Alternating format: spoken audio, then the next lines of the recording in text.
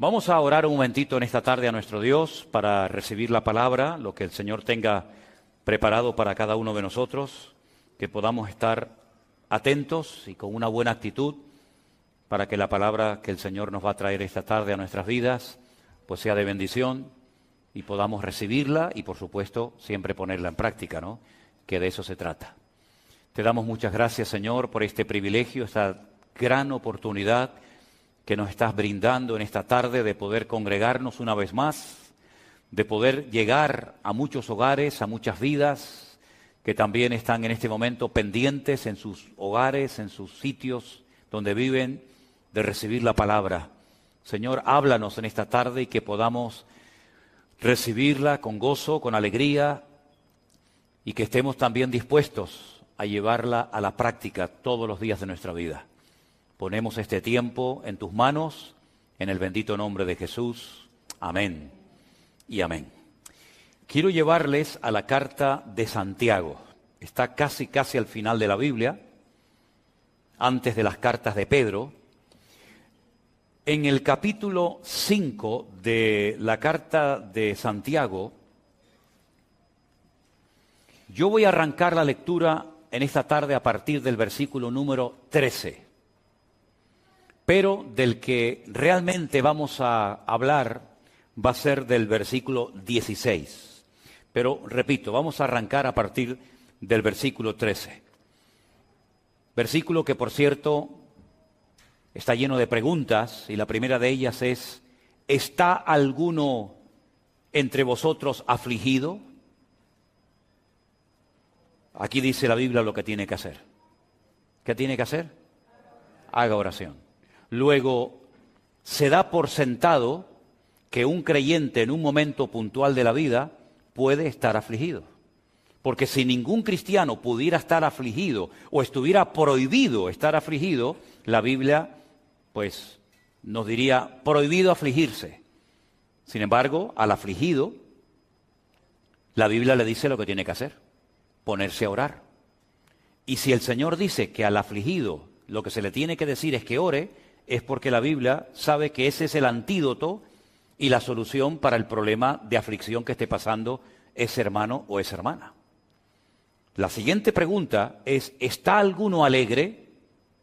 Porque también hay momentos puntuales en la vida en los que podemos estar tremendamente alegres, ¿sí o no? No solamente afligidos. Bueno, pues al que está alegre le dice el Señor en su palabra: póngase a cantar alabanzas, no a cantar cualquier letra, no, cantar alabanzas, canciones bíblicas que conforten el corazón. La siguiente pregunta: ¿está alguno enfermo entre vosotros? Lo cual quiere decir que podemos estar afligidos, podemos estar alegres y también en un momento puntual de nuestras vidas podemos estar enfermos. ¿Y qué dice al enfermo? Llame a los ancianos de la iglesia, oren por él, únjanlo con aceite en el nombre del Señor. Es decir, que para todo hay solución, para todo, para el afligido, para el alegre, para el enfermo. No hay un vacío. No se dice, bueno, pues te aguantas, ¿no? Te quedas como estás. Sino que a cada persona, en cada circunstancia de la vida en la que se encuentre, hay una respuesta bíblica. Y ahora, para recalcar la importancia de la oración, en el verso 15 dice: y la oración de fe salvará al enfermo, y el Señor lo levantará, y si hubiere cometido pecados, le serán perdonados. Ahora, en el mundo del judaísmo, no solamente en la época del Señor Jesucristo, sino hoy en día, ellos creen totalmente convencidos que toda persona que está pasando por una aflicción o por una enfermedad es porque ha cometido algún pecado. No siempre es así. No siempre es así. No empiecen algunos a decir, bueno, entonces si estoy enfermo es que he pecado. Y si estoy en un momento de aflicción es porque he pecado. A veces sí, pero otras veces no. ¿Qué pecado había cometido Job? Si alguien en esta vida fue afligido, sin lugar a dudas fue Job. Y los amigos que vinieron teóricamente, supuestamente a consolarlo, no daban crédito y decían, ¿cómo es posible que si tú eres tan justo y eres tan bueno, ¿cómo es posible que estés enfermo? ¿Y cómo es posible que se hayan muerto todos tus hijos? ¿Y cómo es posible que tu esposa se haya puesto en tu contra? ¿Y cómo es posible que te hayas arruinado? Y no daban crédito y siempre decían, bueno, a lo mejor no eres tan bueno como aparentabas o como decías ser. A lo mejor hay algo oculto que nadie sabe, pero que Dios sí, y entonces te estás castigando por eso. Porque, repito, dentro de la cultura del judaísmo siempre se asocia enfermedad y aflicción con pecado. Pero creo que he sido lo suficientemente claro y he hablado del hombre que más aflicciones pasó en esta vida y no fue porque cometió un pecado que estaba oculto y que solamente Dios conocía. Y si no te vale el ejemplo de Job, pues te voy a hablar de Cristo. El Señor Jesucristo dijo, mi alma hoy está triste hasta la muerte. Y pidió que 3 de sus discípulos lo acompañaran al huerto de Getsemaní a orar con él. ¿Vas a caer en la tentación de creer que Jesús estaba esa noche triste porque había cometido un pecado? Cuando dice la Biblia que Él nunca pecó, jamás pecó el Señor, pero sin embargo pasó por aflicciones, como dice la carta a los Hebreos, y aunque era hijo, aunque era el Hijo de Dios, por lo que padeció, aprendió obediencia. Por lo tanto, no siempre cualquier aflicción que un creyente pueda estar pasando o una enfermedad es sinónimo de que está en pecado, en desorden, y entonces esa es la consecuencia directa de su pecado o de su desorden. No siempre. Pero claro, Santiago es un judío. Santiago, quieras que no, le pesa, digamos, la cultura, le pesa el sentir de la gente. Fíjate hasta qué punto los judíos asociaban el pecado con la enfermedad, o la enfermedad con el pecado, que una vez el Señor Jesucristo, dice la Biblia, que estaba en una casa abarrotada de gente, la gente no podía entrar a causa de la multitud, pero fuera había un enfermo, ¿se acuerdan? Dice la Biblia que 4 de sus amigos suben al techo, lo abren y bajan, ¿no? Descienden al paralítico. ¿Y qué es lo primero que le dijo el Señor? Pues lo que esperaba la gente. Si este está paralítico es porque ha tenido que cometer un pecado terrible. Entonces el Señor, ¿qué es lo primero que hace para que se queden tranquilos? Hijo, tus pecados te son perdonados. Y después lo sanó, no al revés. No lo sanó y después le perdonó los pecados. Y lo arregla por dentro, le limpia su alma, sus pecados, y a continuación lo sana. Como para cumplir un poco con la norma de la época.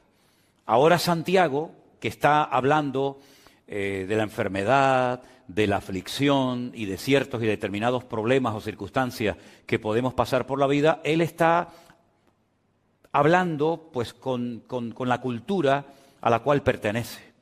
Él dice que si alguno está enfermo y se ora por él, el Señor lo sana y le perdonará sus pecados. ¿Te das cuenta cómo asocia otra vez, sin querer o queriendo, los pecados con la enfermedad? Pero va más allá. En el versículo 16 dice, confesaos vuestras ofensas unos a otros, orad unos por otros, para que seáis sanados. Fíjate cómo él asocia la sanidad, el milagro, con confesar las ofensas y con orar unos con otros. Bueno, tengo también que decir que hay gente que está mal, porque no solamente están mal consigo mismos, sino que a lo mejor su relación con alguna persona de su entorno, pues no está muy bien que digamos. Y eso te afecta espiritualmente y a la larga también te afecta físicamente. El libro de Proverbios nos habla mucho acerca de la envidia, de los celos, de la falta de perdón, del tener resentimiento, amargura en el corazón, que al final te termina pasando factura en los huesos, en los riñones, en el corazón y en otros miembros del cuerpo.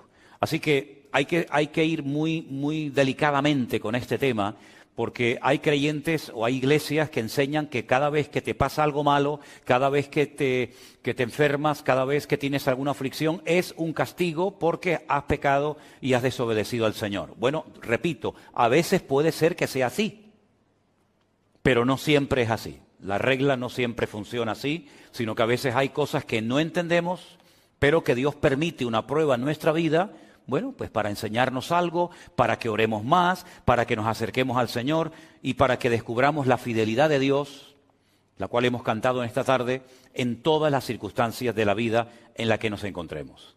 Ahora, Santiago dice que no la oración en sí misma, sino la oración eficaz del justo es la que puede mucho. Alguien dijo en cierta ocasión que el último elemento en la oración tengo que ser yo. Si nosotros vemos el Padre Nuestro, antes de que en el Padre Nuestro se pidan algunas cosas, ustedes saben que hay varias cosas que se piden, ¿no? En el Padre Nuestro, el pan nuestro de cada día danoslo hoy, perdona nuestras deudas como nosotros perdonamos a nuestros deudores, no nos metas en tentación, líbranos del mal. Antes de llegar a las peticiones, al principio se exalta y se glorifica el nombre de Dios. Santificado sea tu nombre. Venga a nosotros tu reino. Ahí no se está pidiendo nada a título personal, sino que lo que pretende el que ora, que puede utilizar esa oración como una base o como un modelo, es glorificar a Dios, levantar en alto su nombre, que en la oración el centro sea el Señor y no yo, y después, paulatinamente, progresivamente, el que está orando, utilizando esta oración modelo, comienza a pedir cosas a título personal. Pero en la oración yo tengo que ser el último en la lista y el primero que tiene que aparecer en nuestras oraciones siempre es el Señor. Porque si nosotros recurrimos única y exclusivamente a la oración, cuando tenemos problemas ya estamos empezando a orar mal. Esa no es la oración eficaz. Si la oración eficaz del justo puede mucho, a mí me interesa saber en qué consiste una oración eficaz. Porque si la Biblia dijera que la oración puede mucho, eso significa de que no tiene ninguna condición, ningún requisito, la oración en sí misma. Pero es que no dice eso la palabra. La palabra dice que es la oración eficaz la que puede mucho. Si ustedes se dan cuenta, esa última frase, la oración eficaz del justo puede mucho, es la última parte de un versículo que empieza diciéndonos lo que hay que hacer para que mi oración sea eficaz. Porque muchas veces decimos, la oración eficaz es la que se hace en el nombre de Cristo. ¿Es verdad? Es verdad, no hay nada que añadir, no hay nada que objetar. La oración eficaz es la que oramos conforme a la voluntad de Dios. ¿Es verdad? Pero pocas veces se hace referencia a lo que se dice antes de esa frase para que nuestra oración sea realmente una oración eficaz. Lo primero que dice Santiago en el verso 16 es: confesaos, no los pecados se les confiesan a Dios, pero confesaos vuestras ofensas unos a otros. Bueno, hay un capítulo en la carta de Santiago, que es concretamente el capítulo 3, donde él habla acerca del poder de la lengua. ¿Se acuerdan, no? Y él relaciona el hablar mal con atraer ciertas y determinadas enfermedades o cosas negativas en nuestra vida. De hecho, bendecir significa hablar bien. Maldecir significa hablar mal. Entonces fíjense cómo en la mentalidad del judío siempre la enfermedad es sinónimo de que algo malo esa persona ha dicho. ¿De dónde arranca esa costumbre o esa tradición de que el que habla mal, el que se comporta mal, puede llegar a traer una enfermedad? ¿Saben de dónde arranca esto? No de los tiempos de Adán y Eva, no. Esto arranca de un momento en el desierto en el que dos hermanos carnales se juntan y comienzan a hablar mal de otro hermano carnal que tenían. ¿Se acuerdan? ¿Saben de quién estoy hablando, no? Eran 3 hermanos: Aarón, Miriam y Moisés, que era el más pequeñito. Ellos sabían que el Señor estaba con Moisés y que lo había llamado y que lo había escogido y que era el instrumento que el Señor estaba utilizando para llevarlos de la esclavitud a través del desierto, y el objetivo final era la tierra prometida. Pero en el desierto, estos 2 hermanos comienzan a hablar mal de su hermano. Y dice la Biblia que Miriam quedó leprosa. Y todo el pueblo se detuvo en el desierto, no podían avanzar porque no iban a dejar abandonada en el desierto a Miriam. Se podía morir de sed, se podía morir de calor. Y no es cuestión de abandonar a una persona porque se ha comportado malamente. Entonces, la Biblia dice que Moisés iba a orar por su hermana, pero tenía que ser expulsada, excluida de la comunión del pueblo durante una semana. Y durante esa semana, el pueblo, dice la Biblia, que no avanzó en dirección a la tierra prometida. Primera lección que vemos aquí, el hablar mal en esa ocasión contrajo la lepra. Por eso los judíos, cuando hablan de las enfermedades, y hay miles de enfermedades, dicen que las personas que tienen problemas de la piel, todas las enfermedades de la piel tienen que ver con la mala forma de hablar. La crítica, el chisme. Ahora todo el mundo se está mirando la piel, ¿no? A ver si tiene algún granito, algún lunar, y dice, uy, es que ayer dije no sé qué cosa, y este lunar cada vez está más grande. Bueno, repito, no siempre las cosas son así. Hay excepciones, ¿verdad? Pero todo arranca de ahí. La Biblia nos enseña que el pueblo estuvo esperando a que el Señor sanara y restaurara la vida de Miriam. Algunos me han preguntado, pero es que los que hablaron mal fueron dos, Aarón y Miriam. ¿Por qué solamente quedó leprosa Miriam y no Aarón? Y tengo que confesarles que no tengo respuesta. No lo sé. Yo creo que lo justo hubiera sido que los dos se quedaran leprosos. Pero a lo mejor fue Miriam, al ser la hermana mayor, la que en vez de ser un ejemplo a su hermano Aarón, le dio un mal ejemplo y lo arrastró a una crítica, porque parece como que Miriam fue la que movió o dio pie a la crítica, y entonces tú empezaste y contigo el Señor pues tiene que tratarte de una manera diferente para que tu hermano Aarón vea el ejemplo. Ahora es curioso notar, en hebreo hay una expresión que se dice midá keneged midá, que significa literalmente medida por medida. Una de las cosas que se enseña y se dice constantemente en el pueblo de Israel es esta expresión, medida por medida, midá keneged midá. Y es como lo que nosotros decimos, lo que siembras es lo que cosechas, más o menos así. ¿Quién fue la persona que estuvo esperando qué iba a pasar con el destino, con la vida de Moisés? Cuando llegan y lo ponen en el río Nilo, en aquellas cestitas, ¿se acuerdan? Pues bueno, en principio la idea era que se salvara, pero podía morir en cualquier momento. ¿Quién estuvo esperando allí tranquilamente, viendo, observando lo que le pasaría a su hermanito? ¿Quién estuvo viendo allí? Miriam. Estuvo esperando y no se fue hasta que la hija del faraón llegó y dice, ay, qué niño tan hermoso. Dice, qué niño hermoso cogió y se lo llevó y lo adoptó como si fuera un hijo suyo. Bueno, pues así como ella estuvo esperando por su hermano Moisés, ahora es Moisés el que está esperando por su hermana Miriam, que lo ha criticado, pero que él va a orar por ella, el Señor la va a sanar, va a ser restaurada, unida otra vez al pueblo, y el pueblo va a seguir avanzando hacia su destino final, que era la tierra prometida. Qué hermoso, ¿verdad, hermanos?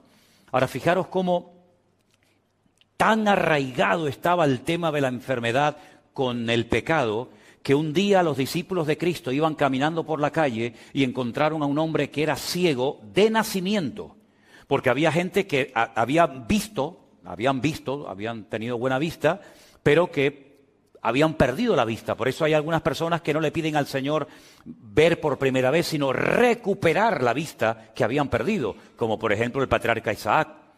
Isaac no siempre fue ciego. Isaac fue ciego cuando ya era viejito, cuando era mayor, pero él vio perfectamente durante mucho tiempo. Pero cuando ven a este hombre ciego de nacimiento, le dicen al Señor, Señor, ¿quién pecó? ¿Este o su padre para que este hombre haya nacido con esta terrible enfermedad de la ceguera desde su más tierna infancia? Y el Señor le dice, es que no van por ahí los tiros, queridos. Este hombre no es ciego, este hombre no está enfermo porque su padre cometió un pecado y ahora el hijo está llevando el pecado del padre. Ni siquiera él ha cometido un pecado para que tenga este castigo. No. ¿Saben por qué este hombre ha nacido así? Y claro, ellos no tienen respuesta, porque ellos asociaban enfermedad con pecado con enfermedad. Pero cuando el Señor le dicen, ¿sabéis por qué este hombre ha nacido ciego? Ellos no tienen respuesta, porque nadie enseñaba eso. Dice, este hombre ha nacido así para que la gloria de Dios se manifieste en él. Y se den cuenta ustedes que esos argumentos que ustedes tienen no siempre son acertados, no siempre son correctos, sino que aquí hay una excepción, ¿verdad? Y esta excepción es que yo estoy aquí para ser glorificado en la vida de este hombre.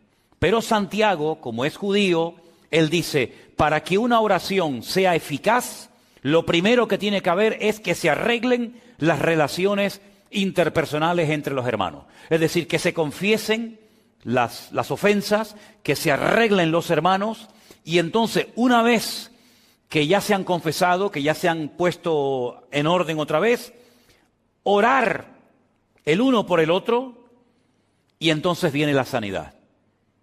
Fíjate qué curioso cómo a veces en nuestra vida, sin darnos cuenta, la cultura, la educación que hemos recibido, el trasfondo religioso del que venimos, el país del que venimos, etcétera, etcétera, cómo en un momento determinado en nuestra forma de orar, en nuestra forma de predicar, en nuestra forma de vivir la vida, puede en un momento determinado ejercer una influencia tan grande que Santiago dice, sí, la oración eficaz del justo puede mucho, pero un momento, primero hay que pedir perdón, luego hay que orar, tenemos que llevarnos bien entre nosotros y luego la oración es eficaz, pero antes no. Bueno, yo creo, sinceramente, con todo mi corazón, que la oración, por supuesto, es el antídoto y la respuesta divina, la respuesta celestial para muchos males de la vida, pero creo que también, y pocas veces, o yo personalmente nunca he escuchado a nadie, que diga que la oración es una escuela. La oración es una escuela y quiero explicarme. ¿Por qué oramos nosotros? ¿Por qué oramos? Porque cuando generalmente oramos por algo, es porque ese algo, por nosotros mismos, no lo podemos conseguir, ¿sí o no? Si yo, por ejemplo, tuviera que pintar la pared de la iglesia, y yo puedo por mí mismo pintar la pared de la iglesia, pues yo vengo, cojo el rodillo y pinto. Si yo puedo salir a la calle y hacer cualquier cosa por mí mismo, instintivamente lo vamos a hacer. Pero la oración me enseña a depender de Dios. Porque hay cosas, como cristiano, por mucho conocimiento bíblico que usted pueda tener, por muchos años que lleve en la iglesia, por mucho tiempo que lleves en el ministerio predicando la palabra, hay un momento en el que tú dices, yo me siento incapaz, totalmente impotente de solucionar este problema. Por ejemplo, hace poco prediqué de Jairo. ¿Se acuerdan de Jairo, el principal de la sinagoga de Jericó? Ese hombre sabía la Biblia de memoria. Era un rabino, era una persona con influencia, una persona que daba consejos a casadas, a solteros, a viudos, a matrimonios. Pero hay un momento en el que él tiene un problema familiar que su religión, su conocimiento, su experiencia en la vida no le ayudan. ¿Y a quién tiene que ir? A buscar ayuda al maestro. Si él pudiera en ese momento haber solucionado el problema con la niña que estaba enferma, que después sabemos que murió, nunca hubiera recurrido al Señor. Pero la enfermedad de su hija, posteriormente la muerte de su hija, lo impulsa a buscar al Señor. Y ahí hay una lección muy importante. Nosotros dependemos en la vida para todo de nuestro Señor Jesucristo.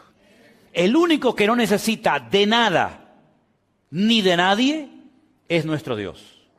Pero nosotros muchas veces a lo largo de nuestra vida vamos a tener que orar, no solamente para dar gracias, sino para pedir misericordia, para pedir sanidad, para pedir sabiduría y tantas cosas que no vamos a poder obtener por nosotros mismos. Esa es la primera lección de la escuela, del taller de la oración, la dependencia que tenemos del Señor. Segunda lección, ¿por qué oramos? Porque sabemos que Dios nos oye, ¿sí o no?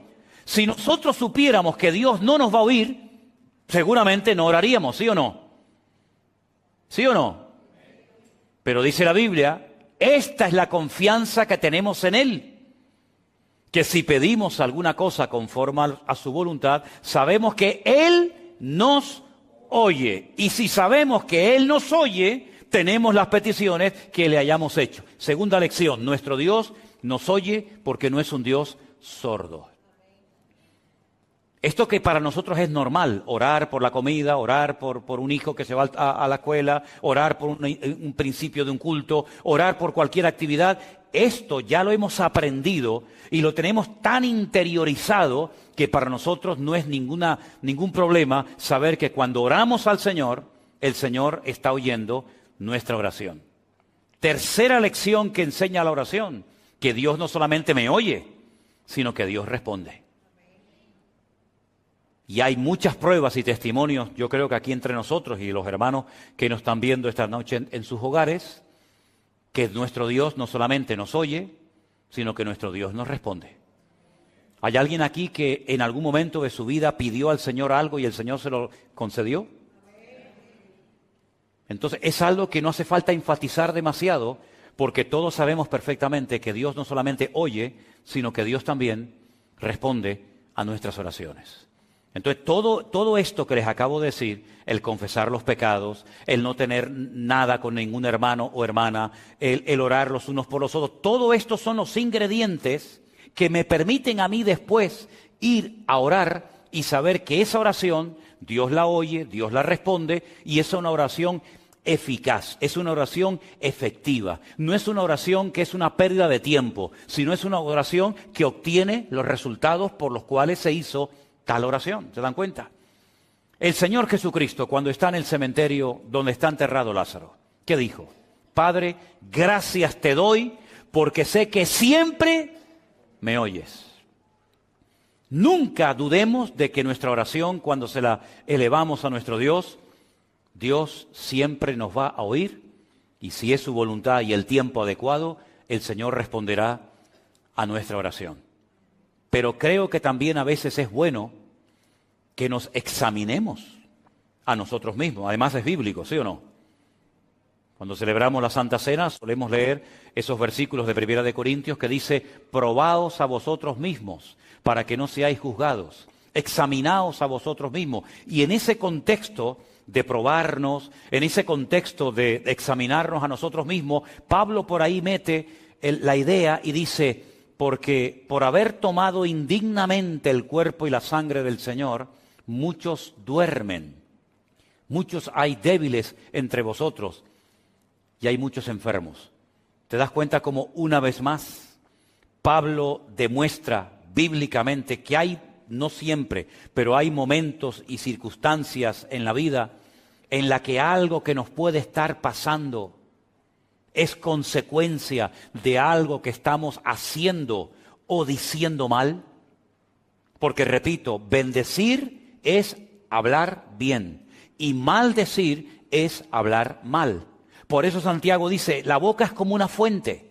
Y una fuente, no existe en el mundo una fuente que echa agua dulce y al mismo tiempo agua salada. O echa agua dulce o echa agua salada, pero las dos cosas no puede ser. Y Santiago dice que a veces en nuestras lenguas, en nuestro vocabulario, en nuestra forma de hablar, salen palabras adecuadas y salen palabras inadecuadas o incorrectas. Y eso es lo que muchas veces paraliza, permítame la expresión, congela la oración. ¿Por qué? Porque no se están dando los ingredientes adecuados para que esa oración sea respondida por nuestro Dios. También es verdad, y hay que decirlo, lo podemos ver perfectamente en la carta, en el libro de Daniel, que hay momentos en la que la oración entramos en un nivel de guerra, de batalla espiritual. Daniel oraba y ayunaba durante 21 días, no recibía ningún tipo de respuesta, hasta que un ángel le viene y le dice: es que he estado peleando contra el príncipe de Persia. Tu oración fue oída desde el primer día que te dispusiste a orar, tu oración subió a la presencia de Dios. Pero una cosa es que suba la oración y otra cosa es que baje la respuesta, son dos cosas diferentes. Y aquí de lo que se trata no solamente que Dios me oiga y que suba a su presencia mi oración, sino que yo obtenga la respuesta a la oración. Pero hubieron interferencias, hubieron guerras espirituales por el camino y al final, pues con la constancia y con la perseverancia se ha obtenido la respuesta y el favor de Dios. Así que, queridos hermanos, yo creo que es muy bueno que de vez en cuando nosotros, antes de orar, nos hagamos la siguiente pregunta: ¿cómo está mi relación con mi Señor? ¿Cómo está mi relación con Él? ¿Hay interferencias? hay cosas que están bloqueando la oración. Mire, le voy a poner un ejemplo. Pedro dice que hay oraciones que están siendo intersectadas, tienen interferencias, no son efectivas. Y habla, por ejemplo, del matrimonio. Dice, no tratéis ásperamente a vuestras mujeres, lógicamente se refiere a los maridos, ¿no? A los que están casados. No tratéis ásperamente a vuestras mujeres. ¿Y qué dice? ¿Alguien sabe lo que dice lo siguiente del versículo? Exactamente. Para que vuestras oraciones no tengan estorbo. Y uno dice, ¿qué tiene que ver que yo haya discutido o peleado con mi mujer hace 10 minutos para después ir a la presencia del Señor y orar? ¿Es que Dios no me va a responder a mi oración? ¿La respuesta cuál es? No. ¿Pero por qué no? Porque ya te lo estoy diciendo.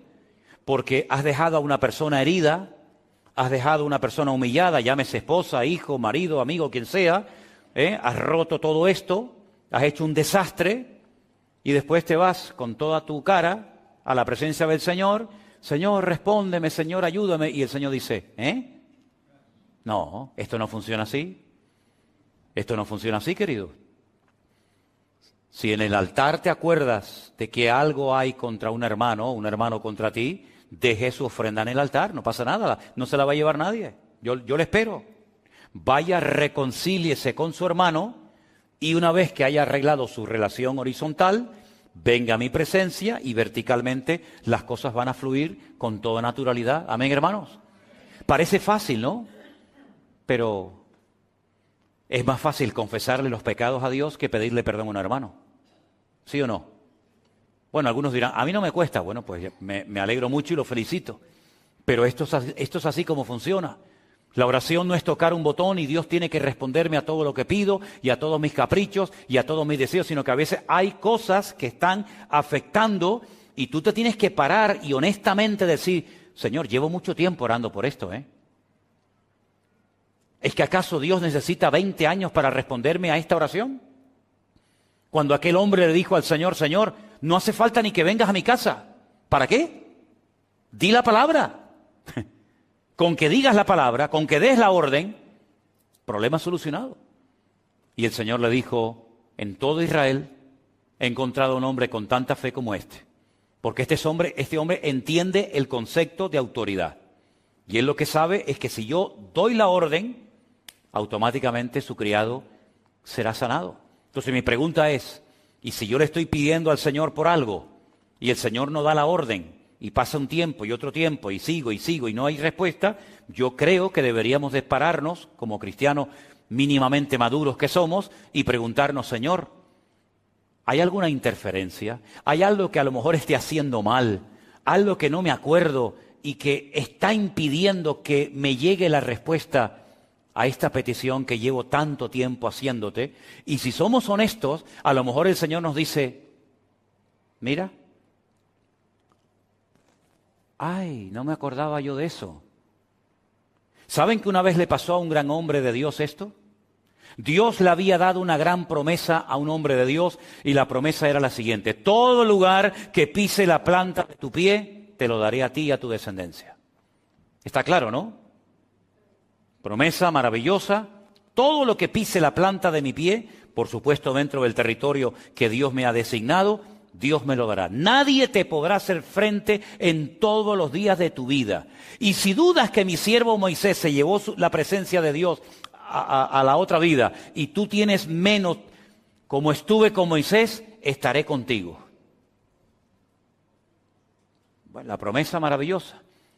Atacan la ciudad de Jericó, la ciudad cae conquistada inmediatamente. Una victoria contundente para la gloria del Señor. Hasta todavía seguimos predicando de la victoria de Jericó, a pesar de que han pasado miles de años. Pocos días después se van a un pequeño pueblecito llamado Hai, son derrotados, son humillados, hombres perdieron la vida, niños llorando porque su papá murió, mujeres viudas, un desastre. Josué se rasga las vestiduras y dice, aquí hay algo que no me encaja. Tú me dijiste que ibas a estar conmigo todos los días como estuviste con Moisés. Yo no me inventé eso, eso es una promesa que tú me diste a mí. Tú me dijiste a mí que tú me vas a ayudar y que todo lugar que pise la planta de mi pie va a ser nuestro. Pues aquí algo ha fallado. Aquí no se ha cumplido la palabra. Un día me ayudas y otro día veo derrota. Un día estoy en la gloria y otro día bajo los infiernos. Algo ha pasado aquí. Él no sabía lo que había pasado. De hecho, no era él el que había cometido el pecado, sino alguien de su pueblo había cometido un pecado, un tal Acán, ¿se acuerdan? Y el Señor le dice, es que esto tiene solución. Todo tiene solución, todo. Dile al pueblo que mañana por la mañana se levanten y empiecen a pasar uno detrás de otro en fila india delante de ti. Y yo te voy a decir lo que pasa. Tú ahora mismo no te enteras, estás preocupado, estás nervioso, a lo mejor hasta un poco enfadado, pero yo te voy a dar una lección mañana por la mañana. Espera, tranquilo. Todo el pueblo comienza a desfilar, tribu por tribu, familia por familia, hasta que el Señor le dice, alto, para esa familia, sepáralos. Separó a toda una familia, los demás se pueden marchar. Quédese esta familia. Padre, madre, hijo, sobrino. De esta familia hay uno que el otro día hizo cuando fue a Jericó algo que yo había prohibido que se hiciera. Y ha traído esta maldición al pueblo. Y les dijo, ese es. Una vez que esta persona fue quitada del pueblo, ahora vayan mañana a pelear contra Jai o contra quien quieran y van a ver la bendición de Dios. Estas cosas solamente ocurrían en el Antiguo Testamento, en aquellos tiempos de Josué, de Moisés, de David. ¿O pueden ocurrir hoy en día? Por supuesto que sí. ¿Cuántas veces, queridos hermanos, nos hemos visto a lo mejor afectados? Porque hay personas que, como somos un cuerpo, porque la Biblia dice que la iglesia es el cuerpo de Cristo, oiga, si yo tengo un problema en la pierna, pues lo tiene todo el cuerpo.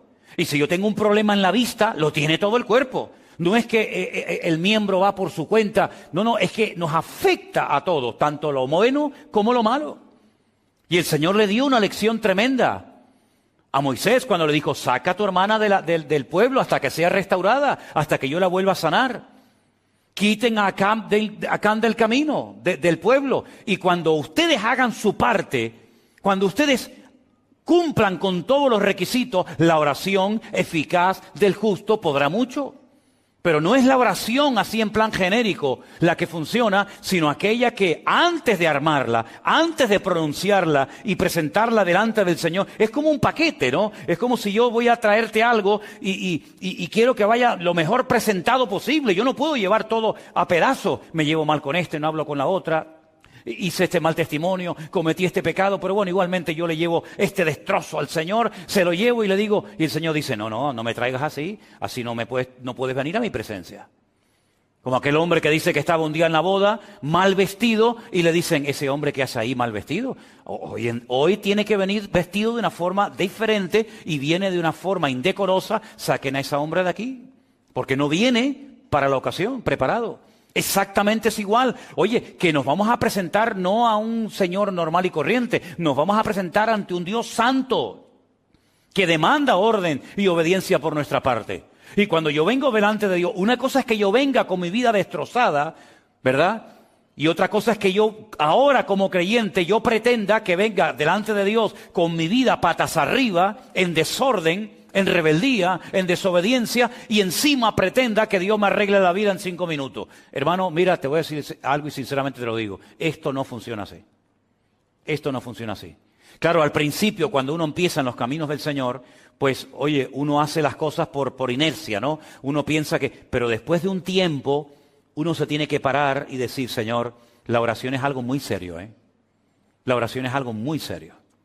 La oración es conectarme con Dios, hablarle sinceramente a mi Señor, y yo sé positivamente que yo estoy llevando en este momento de mi vida, pues yo qué sé, una doble vida, una doble moral, soy una cosa aquí, otra cosa allá, y eso nos debería de dar temor, respeto, como leíamos el otro día en el libro de los Hechos, que las iglesias eran edificadas, eran fortalecidas en el poder del Espíritu Santo, ¿pero por qué?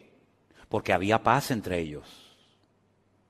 Y porque dice la Biblia que andaban en el temor de Dios. ¿Se acuerdan?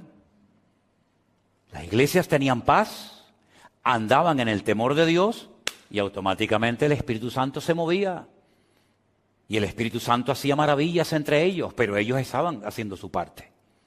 Cuando las cosas no se hacían correctamente, automáticamente la bendición se detenía, la bendición se paraba, no porque Dios no quisiera bendecir, sino porque no se daban las condiciones para que el Señor obrara sorprendentemente para ese pueblo. Voy a ponerles un ejemplo más. La Biblia dice que Jesús fundía Nazaret, el pueblo donde se había criado. Todo el mundo lo conocía. Y dice literalmente la Biblia, y no pudo hacer milagros en Nazaret.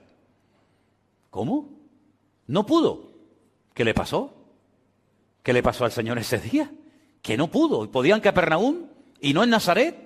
Cosa más rara. ¿Qué pasaba en Nazaret? Y dice el versículo siguiente, a causa de la incredulidad de ellos. Ah, ahora entiendo. Es decir, que si no hay fe, si hay desconfianza, si hay incredulidad, ¿Dios no puede operar? No es que Dios no pueda operar, es que Dios ha puesto unas condiciones encima de la mesa, hermanos. Y las condiciones que Dios pone son para nuestro beneficio. Y son las condiciones que Él ha puesto para enseñarnos a vivir una vida cristiana ordenada y no una vida cristiana a nuestro aire, donde todo vale y no pasa nada. ¿Cómo que no pasa nada? Claro que pasa, mi querido hermano. Para que vuestras oraciones no tengan estorbo. La oración es algo increíblemente poderoso. Yo creo que es una de las cosas más hermosas que Dios le ha dado al creyente. Sinceramente. Y como lo he dicho en muchas ocasiones, lo vuelvo a repetir ahora. Puedes orar de pie, puedes orar sentado, puedes orar en un avión, puedes orar en un barco, puedes orar de día, de noche, en la postura que quieras. Y Dios siempre te va a oír, pero para que sea una oración eficaz, una oración que obtenga resultados, una oración que glorifique a Dios, tiene que ser una oración según el modelo bíblico. Y yo recomendaría a los que quieren ahondar un poquito más en esto, que lean las oraciones que se hacían en la Biblia. Por ejemplo, hay una oración preciosa que Esdras hace en el libro de Esdras. Léanla, es tremenda. Las oraciones que hacía Daniel, las oraciones que hacía Cristo, no solamente la del Padre Nuestro, la de Juan 17, por ejemplo, una oración tremenda. La oración, por ejemplo, que hace Pablo, que está escrita en la carta de Pablo a los Efesios. Sí, hay muchas oraciones y los salmos, en los salmos hay muchísimas oraciones.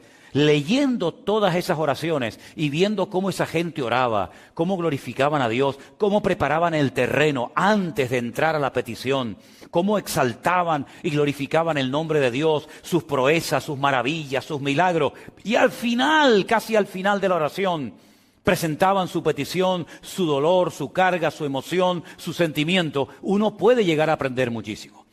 Así que vamos a dejarnos enseñar e instruir por el Señor, no solamente a través de la palabra, cosa que tenemos clarísimo que hace, sino que, repito, para mí la oración es una escuela. Porque hay oraciones que Dios responde más rápido que otro. ¿Qué ingredientes tiene que tener la oración? ¿Qué estorbos puede tener la oración que me impiden obtener la respuesta a mi petición delante del Señor? Etcétera, etcétera. Y creo que también es bueno, y termino, ver que hay oraciones que para que sean no oídas, siempre las oye, para que sean respondidas por el Señor, hay un factor de vital importancia.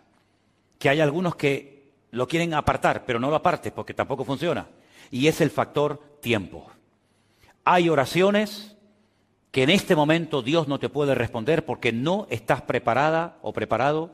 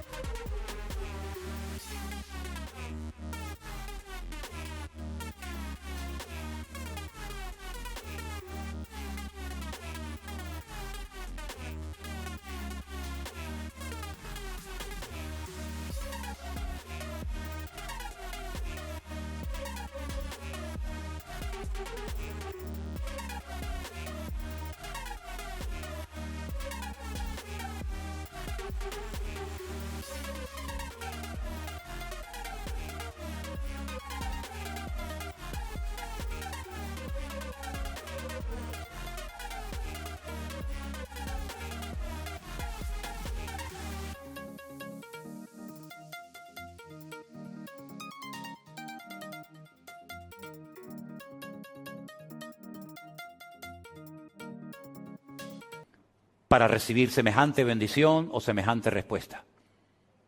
Es como si una mujer embarazada le pide al Señor, Señor, yo quiero que salga el niño ya. Quiero verlo ya, no aguanto más. ¿Cuánto tiempo llevas de embarazada? 3 meses y medio. No ores así, no ores así. Porque si Dios responde a tu oración, el niño va a nacer muerto. Se puede morir. Tienes que aprender a esperar. Pero es que ya llevo 3 meses. Pero aún te queda. Aún te queda. No está formado.